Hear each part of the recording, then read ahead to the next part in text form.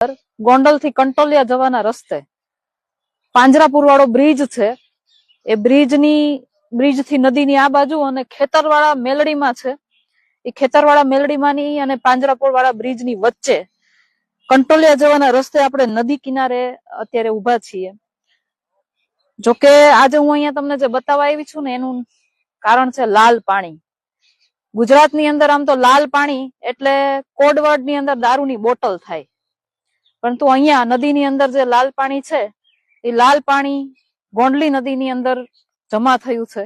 અને ક્યાંથી આવે છે, શું આવે છે, કેવી રીતે અહીંયા ઠલવાય છે કેમિકલ યુક્ત પાણી, એ આજ સુધી કોઈએ જાણવાની જોવાની કોશિશ કરી નથી. જવાબદાર અધિકારીઓ પણ આમાં કોઈ પગલા ઉઠાવતા નથી. ઘણા બધા લોકોએ રજૂઆતો પણ કરી છે.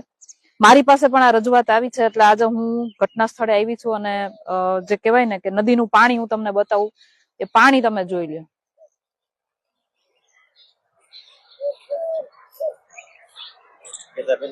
બસ એકદમ મજામાં ભાઈ. 15 દિવસ થયા છે. 15 દિવસથી છે. કાલે કીધું હું ડીકે ભાઈ આવ્યા હતા બી. હા, જોયું અમે, પણ ક્યાંય જેવું કનેક્શન ક્યાંથી હોય નથી દેખાતું. હા, હવે ખબર નથી કે ટ્રેક્ટરમાં ભરીને ચલી જાય કે હું. એટલે મને બી આજે વાત મળી એટલે જ હું અહીંયા આવી છું. મેં કીધું, એટલે કહેવાનો મતલબ એવો છે કે ગોંડલની અંદર જે જનતા, જે અહીંયા કંટોલિયાના ખેડૂતો છે, એ આ પાણીમાંથી, આ નદીમાંથી સિંચાઈ કરે છે. હવે તમે વિચારો, આમ તમે વિચારતા હશો ને કે કેન્સર જેવા રોગો ક્યાંથી આવ્યા. ઘણી વખત આપણે વિચારતા હોય કે કોઈ પણ જાતનું વ્યસન ના હોય, કઈ પણ એવી ખરાબ આદત ના હોય, કુટેવો ના હોય, છતાં પણ લોકોને કેન્સર થતા હોય છે. તો એનું એક કારણ આ પણ છે.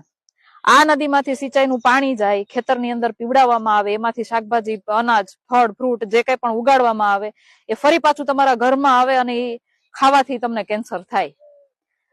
આ હું ને તમે બધાય જાણીએ છીએ, સરકારે જાણતી હશે, અહીંયાના જવાબદાર અધિકારીઓ જાણતા હશે, પરંતુ એને મારા ને તમારા જીવથી કઈ મતલબ જ નથી. આપણે બધા એના માટે કીડા મકોડા છીએ. શું છીએ? કીડા.